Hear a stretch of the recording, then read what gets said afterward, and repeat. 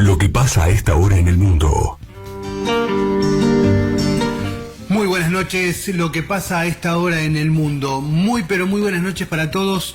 Una jornada más, una edición especial, la cual vamos a estar muy contentos y orgullosos de poder hacerla, porque es una nota, una manera de poder hacerte llegar experiencias de otras partes del mundo, experiencias donde quien va a contarnos y quien va a dialogar con nosotros tiene una vasta experiencia, pero fundamentalmente tiene un corazón enorme, el cual se brinda constantemente para que podamos poder saber dónde estamos parados.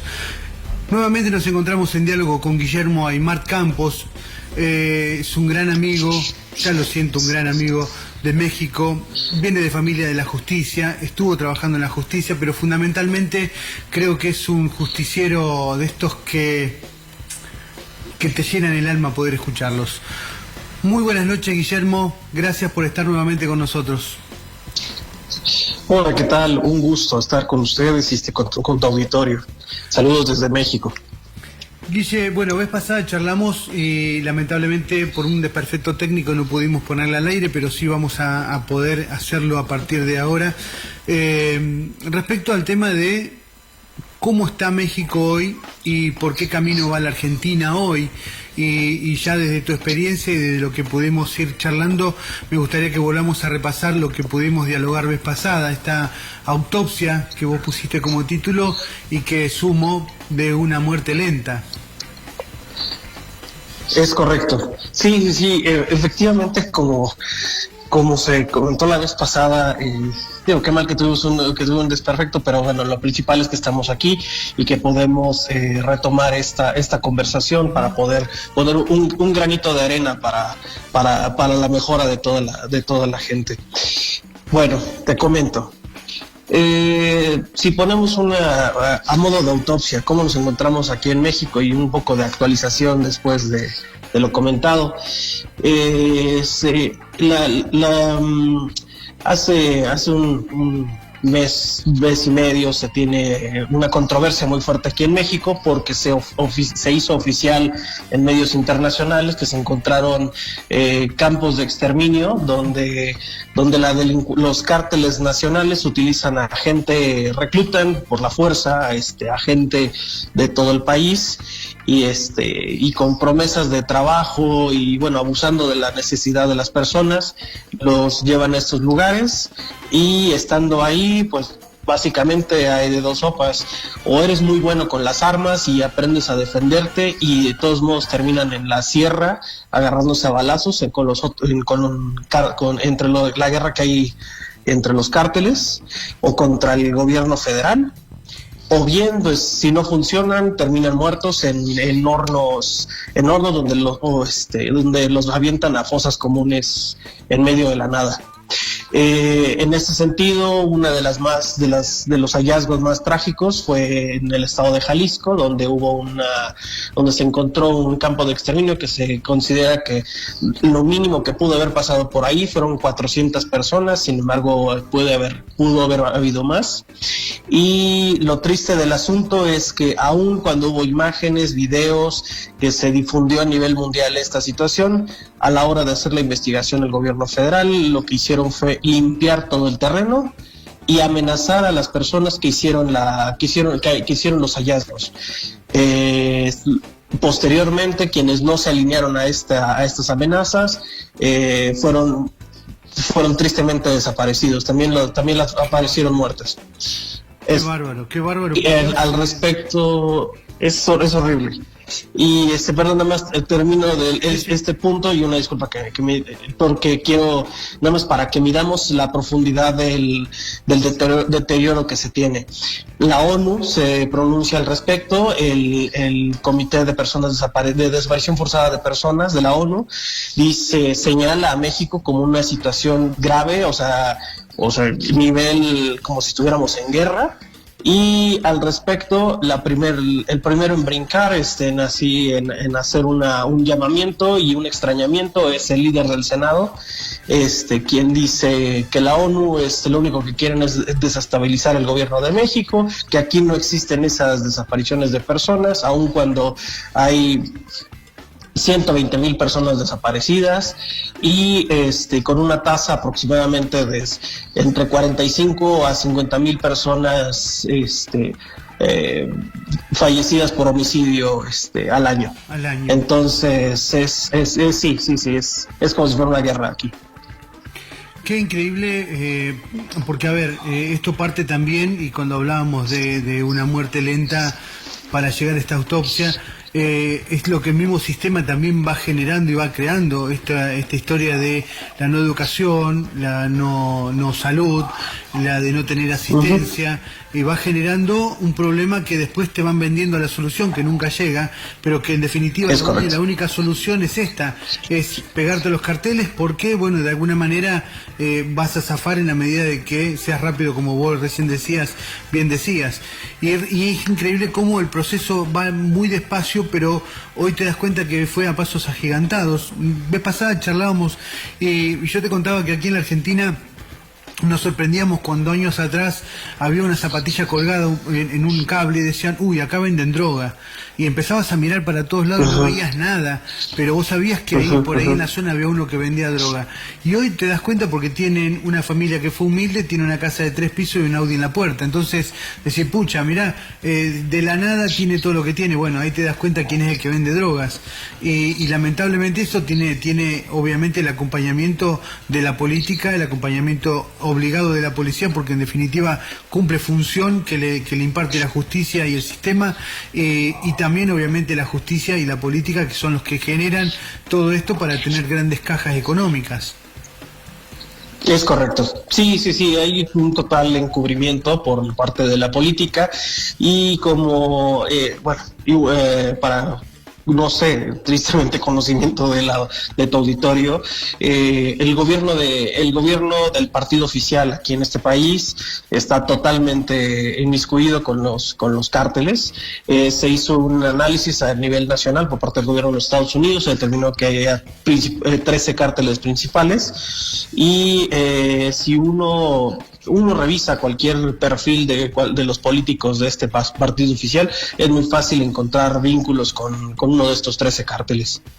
Qué increíble, ¿no? Para llegar a esto y tener la anuencia de todos, ¿qué fue lo primero que hicieron? Y te hago esta pregunta que en cierta forma es media cauciosa por el hecho de que estamos de cara a una elección de convencionales, la cual van a ser una modificación de 43 artículos de nuestra Constitución en la provincia de Santa Fe, una de las provincias que más narcotráfico tiene y que ha crecido muchísimo más porque, bueno, de alguna manera la política no ha hecho nada, la justicia no ha hecho nada y estamos en esta situación en donde somos el ojo de todo el país respecto al tema del narcotráfico.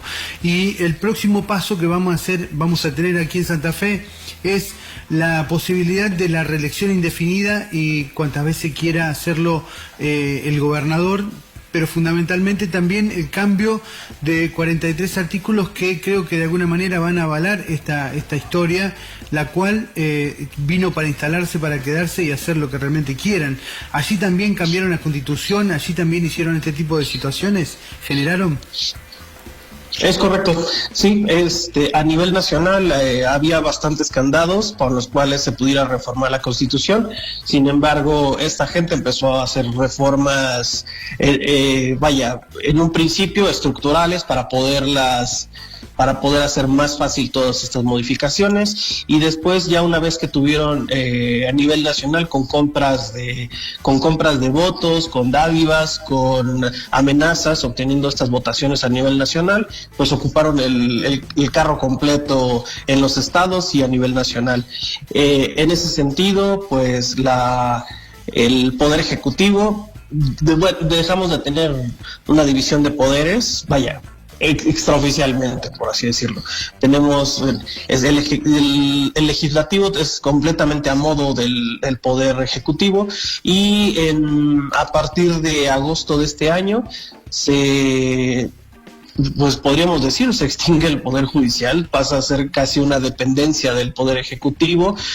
Va a haber elecciones de juzgadores en donde no se está considerando a alguien de trayectoria o personas que tengan, que sean brillantes, que hayan pasado exámenes, que hayan hecho algo positivo, sino simplemente que se postulen y que, no es por exagerar, que bailen bonito en TikTok o en YouTube o cualquier situación así. Así que hicieron reformas a modo para poder hacer lo que les viniera en gana a nivel nacional.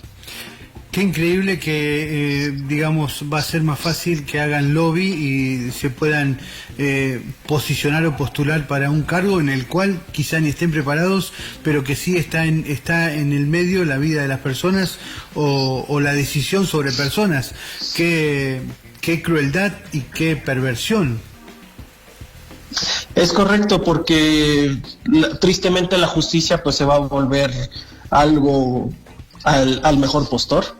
Es decir, o sea, no va a haber una persona, un juzgador con que tenga nociones siquiera de qué se hace en un órgano jurisdiccional, con la experiencia que humildemente lo puedo referir, que son 15 años de haber estado en instituciones jurisdiccionales a nivel nacional. Lo mínimo que puede estar uno para entender con una relativa profundidad un juzgado federal son 5 años para poder saber qué se hace ahí y cómo realizar esa función. Esta gente está llegando totalmente improvisada y pues así va a ser la justicia en ese sentido. Guillermo, vos sabés que dentro de una de las reformas que se están trabajando en varias provincias de aquí del país, se hablaba de la baja de la edad de imputabilidad para los menores, porque bueno, de hecho usaban menores como soldados para poder manejar parte del narcotráfico, o por lo menos el delivery de las drogas y demás. Y ahora también se está hablando sobre la reiterancia y ponen todos títulos que ya sabemos de que no van a llegar a buen puerto. Allí, ¿cómo se manejó el tema de las modificaciones sobre leyes que puedan imputar o no a determinadas personas? En aproximadamente 2014-2016 se hizo una reforma precisamente había una problemática creciente a nivel nacional sobre los menores de edad utilizados para la delincuencia, y lo que cayeron en cuenta, bueno, lo que estuvieron haciendo la gente la delincuencia organizada fue utilizarlos como a los menores para delitos menores, por así decirlo, para robos, dentro de lo menor, para secuestros, y dejando ya a las personas, a esta gente reclutada por el mismo, ya personas mayores, ya los delitos más fuertes como homicidios. Sin embargo, todos los delitos más sencillos, entrecomillados, se los dejaron a los menores, puesto que la justicia se volvió un tema. Sabían que iban a estar nada más un tiempo no tan largo en las correccional para menores, y ya si fuera un tema mayor, pues bueno, ya pasan a la población de los adultos. Sin embargo, no dejan de ser sanciones de penas no tan largas, porque se apuesta por la reforma de los jóvenes, la cual pues no sé hasta dónde sí llega o definitivamente no llega. Claro, porque se entiende de que un menor es inimputable y el utilizarlos hace de que, bueno, al ser la condena liviana, puedan entrar y salir cuantas veces quieran, y ahí es donde se habla esto de la puerta giratoria. Es correcto. Guillermo, hoy, ¿qué porcentaje tienen de quienes están en los gobiernos, o de quienes están en la justicia, o de quienes están en la función pública, que son parte de la familia de los narcos o parte de los narcos? ¿Qué porcentaje de personas, digamos, que están en el gobierno? Podemos ponerlo así: el partido oficial está completamente alineado con la agenda de la delincuencia organizada, y la oposición, entrecomillada, lo que queda de la oposición, yo considero que es aproximadamente la cuarta parte de los gobiernos de los estados y de los legisladores a nivel nacional. En ese sentido, pues vaya, no más allá de ese porcentaje, de esa cuarta parte, son los que dentro de lo que cabe no están tan amafiados. Guille, otra de las cosas que te quiero preguntar, porque, a ver, tenemos mucha similitud de lo que estaba, de cómo está México hoy, de cómo fue el proceso y cuál es el que está arrancando ahora en Santa Fe. Digo, Santa Fe es una ciudad, es una provincia que es muy extensa y a su vez muy rica, en donde tiene agricultura, en donde tiene mucha ganadería, que bueno, se han tomado el trabajo en estos últimos tiempos, en los últimos gobiernos, de prácticamente vaciarlo, porque bueno, cercenaron la exportación de carne y generaron algo de que lo pecuario se caiga, pero de todos modos era muy muy fuerte. Wow. Y sí, lo que queda muy fuerte es toda la parte agropecuaria, la soja y muchos cereales que le hacen falta al mundo para la comida. Y pareciera de que de alguna manera es como que se abrió la puerta a potencias mundiales como para que con el tiempo se vayan quedando con las riquezas de la provincia. Es un poco un panorama que uno lo cuenta a lo mejor así liviano, pero en realidad viene desde hace mucho tiempo y con un proceso en donde ahí influye el cambio climático, en donde influye la Agenda 2030, en donde influyen un montón de situaciones que van generando esto. Generaron sequías, generaron, bueno, lo que pasó en la pseudo pandemia, después inundaciones, y es como que ese sector de producción es como que está cada vez más vapuleado y en donde estamos terminando, digamos, con una depresión económica muy grande y camino, creo, a grandes inversiones internacionales que son precisamente los blanqueos de estos grupos que estamos mencionando. Sí, sería muy fácil realmente. Tristemente sí sería muy fácil que puedan acceder aprovechen la necesidad de las poblaciones y llegan muy fácil para poderles ofrecer lo que necesiten, lo que encuentren y siempre y cuando estén alineados con ellos. Esto que yo te preguntaba y este parangón que hice, no te hice la pregunta. ¿México pasó por algo similar?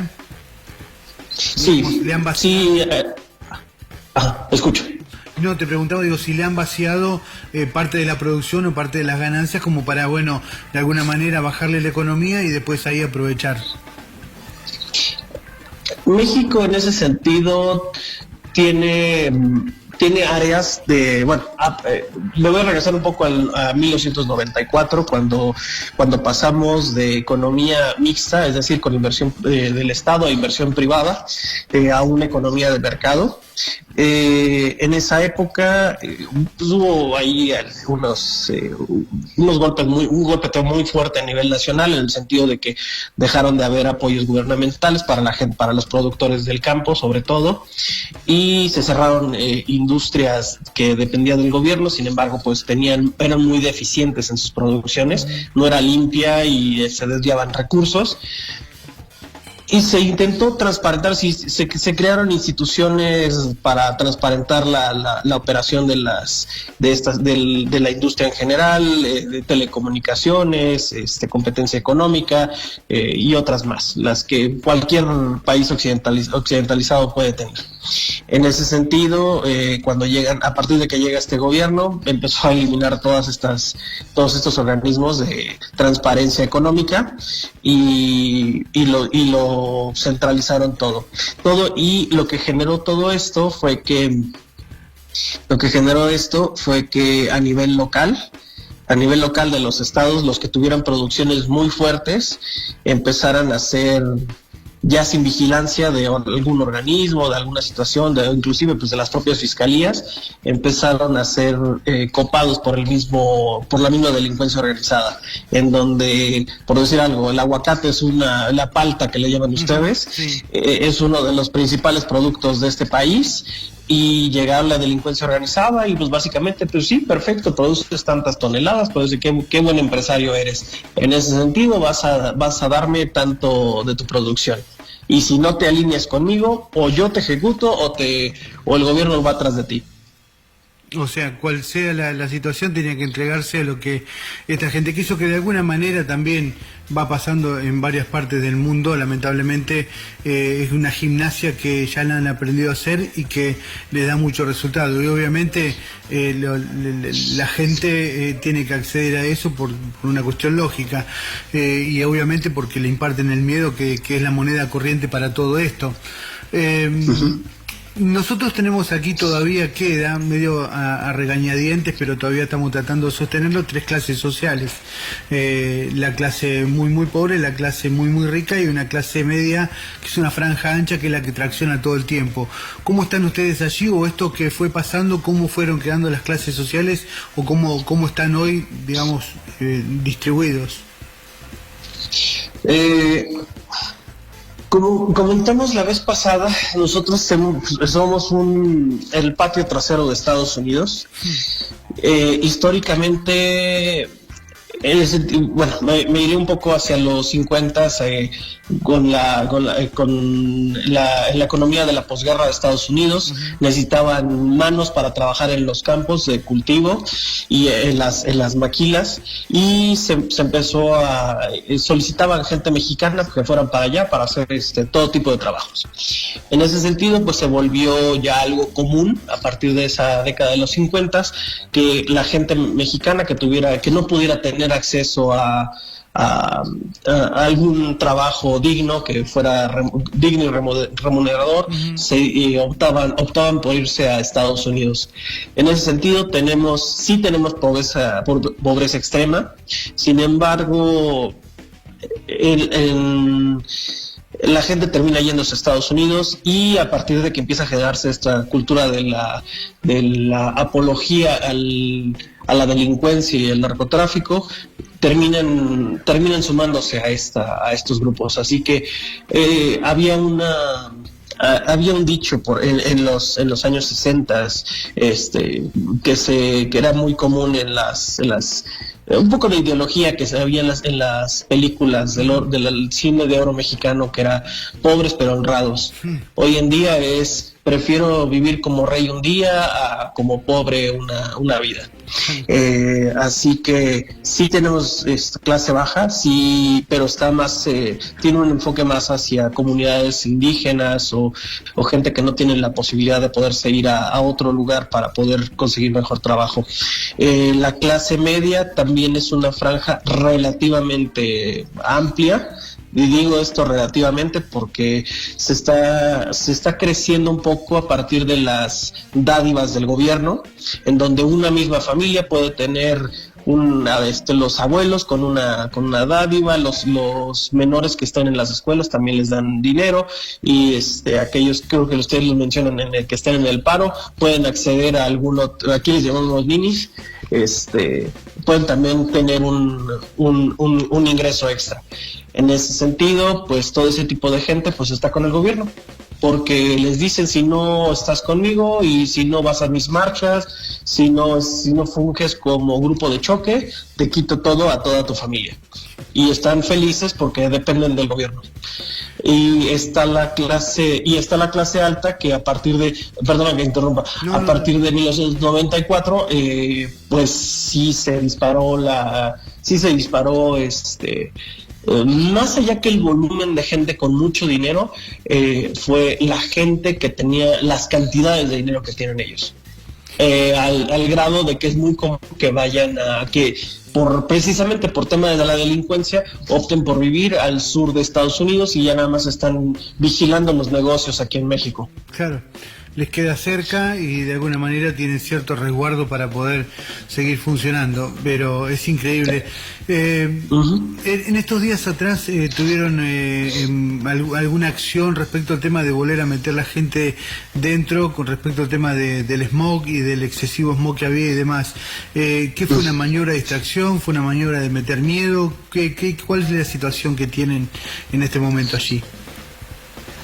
En cuanto a la contaminación, la Ciudad de México es por mucho la ciudad más contaminada del país, pero es que también es entre la Ciudad de México y la zona conurbada estamos hablando de aproximadamente 25 millones de personas, en donde hay un corredor industrial que está en la parte norte de la Ciudad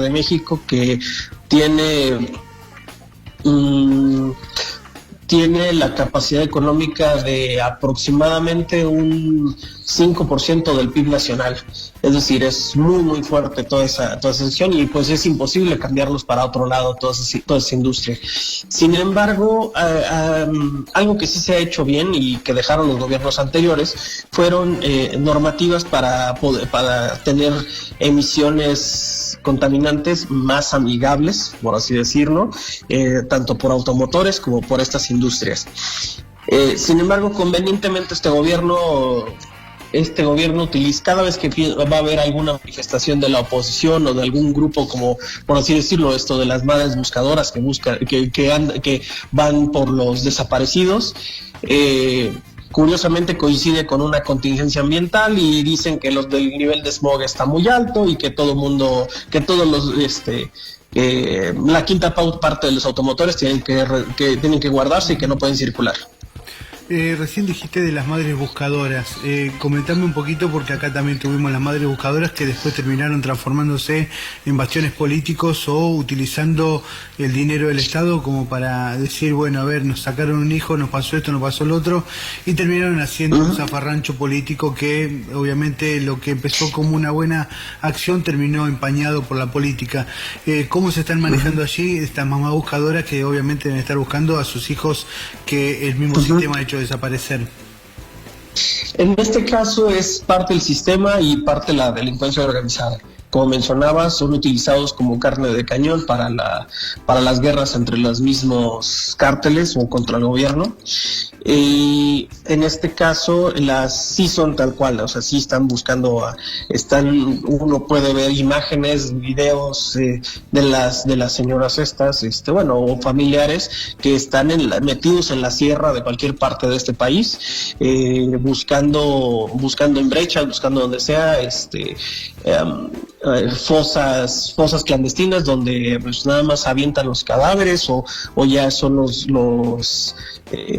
que quede de los hornos de estas personas, de los desaparecidos. Sí. Entonces, sí, tal cual, sí, por eso fue que la ONU sí alzó la mano y dijo, por favor, necesitamos hacer una investigación y poner orden a esto. Sin embargo, la respuesta del gobierno mexicano fue, y curioso, ahora que lo mencionas, qué bueno que coincidió, qué bueno que coincide en el sentido de que creo que es un llamado terrible a nivel internacional. En esto que mencionaba, que la ONU mencionó, la presidenta de la Comisión Nacional de Derechos Humanos de aquí de México dijo que la ONU no debe de meterse y que lo único que está intentando hacer la ONU es desestabilizar la democracia incipiente que tiene México.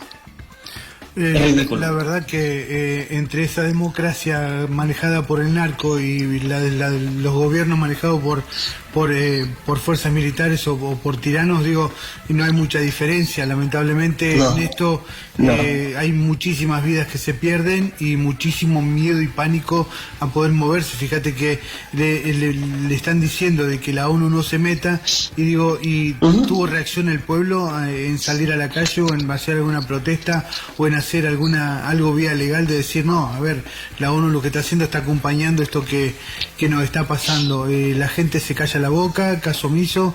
¿Cómo es la situación del mexicano en sí?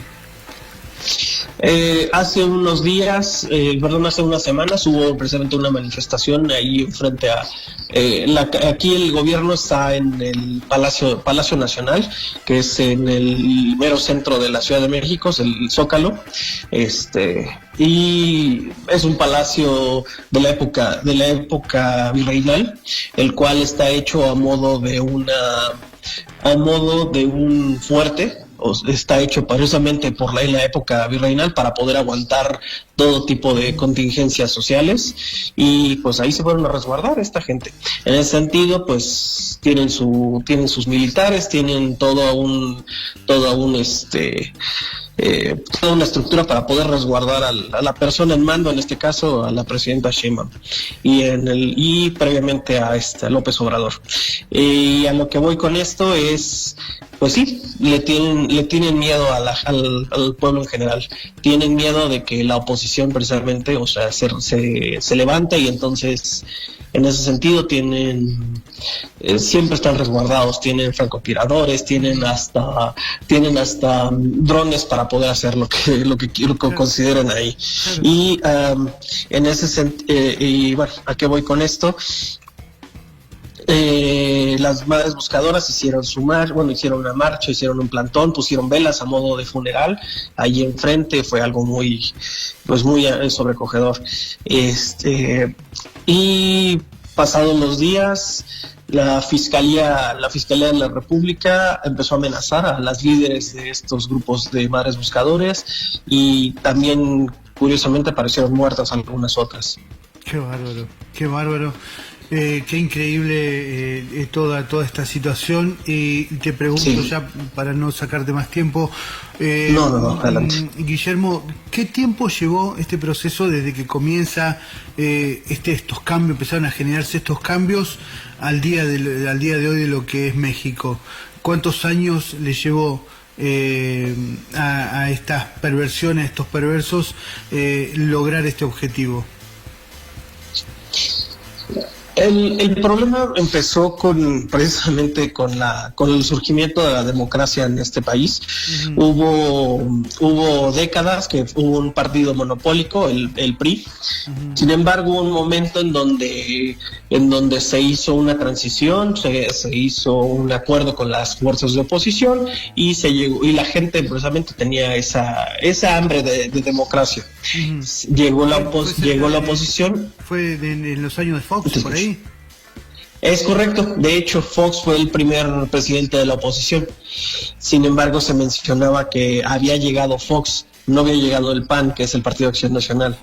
Era un personaje muy fuerte entre los empresarios y entre otros grupos sociales, y tenía una fuerza pública, de arrastre de la gente, era muy buena.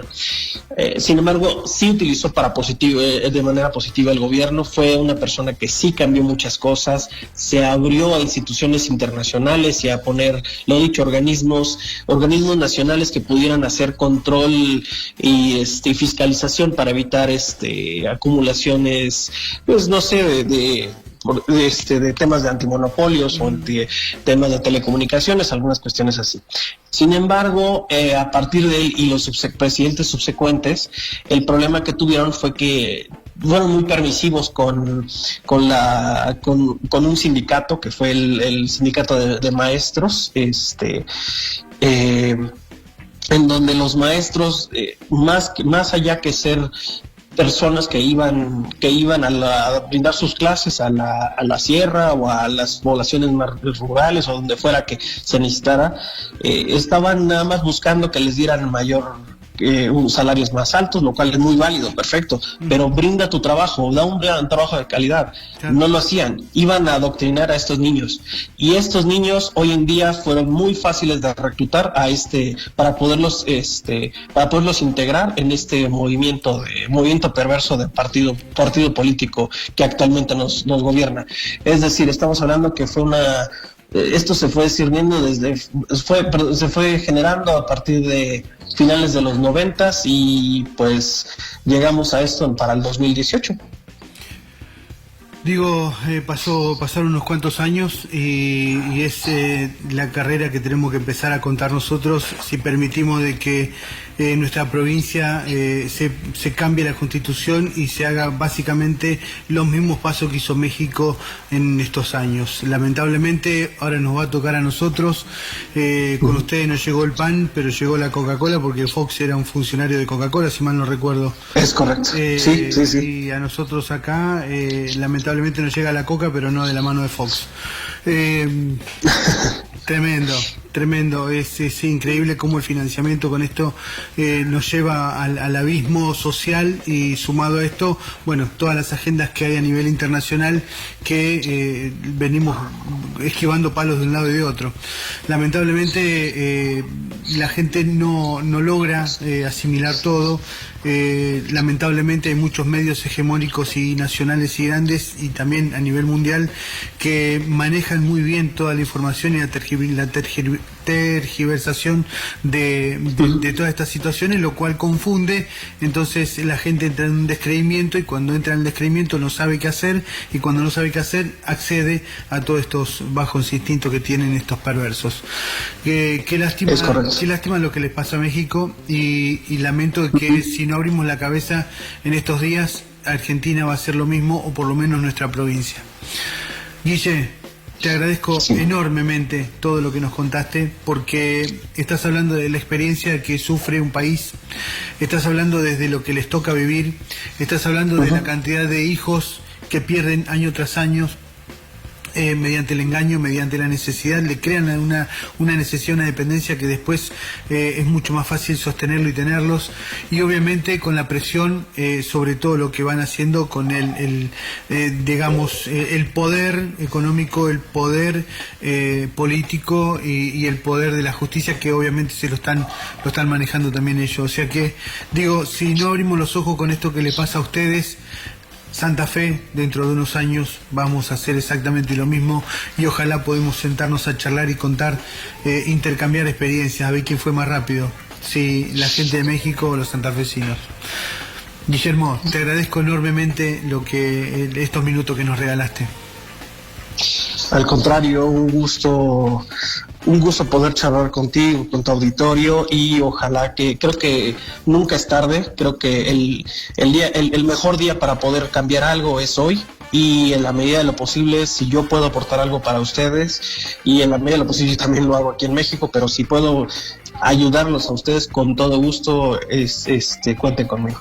Lo mismo desde acá, es recíproco, y ojalá esto que acabas de decir, muy buenas palabras, podamos tenerlo, por lo menos tenerlo presente, y empezar de alguna manera a evitar que pasen todo este tipo de cosas. El poder hacer algo es hoy, y tenemos que empezar, y nosotros empezamos. Gracias, Guille. Un abrazo y lo mejor para todos. Gracias.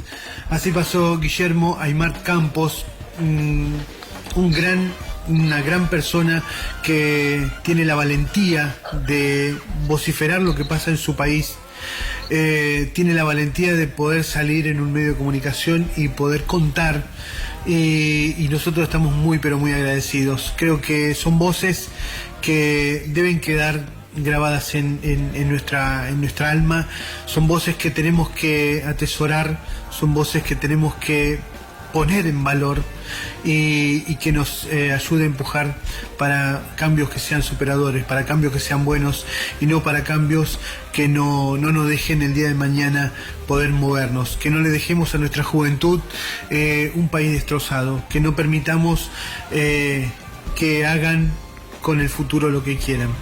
Lamentablemente ya le pasó a México, y ojalá podamos desde acá ayudar a reconstruir. Que no les quepa la menor duda que lo vamos a hacer, pero también sabemos de que esta voz que nos puso Guillermo, que nos contó esto que pasó en México, no es otra cosa más que para decir: hasta acá, paremos, estamos a tiempo, si queremos hacer algo es hoy. A todos, muchísimas gracias por escucharnos. Esta nota va a estar subida a las redes, y ojalá les sirva para abrir al menos a 1, 2, 3, 4, 5 personas, y que nos permita seguir en un efecto multiplicador para que no seamos un viaje vía México. Gracias a todos. Nos volvemos a reencontrar el próximo lunes. Vamos a entrar con información cuando sea necesario, y te dejamos en compañía de muy buena música. Es posible que haya pasos perdidos, pero en Radio Liberada no se negocian las palabras. Radio Liberada no juega con las noticias.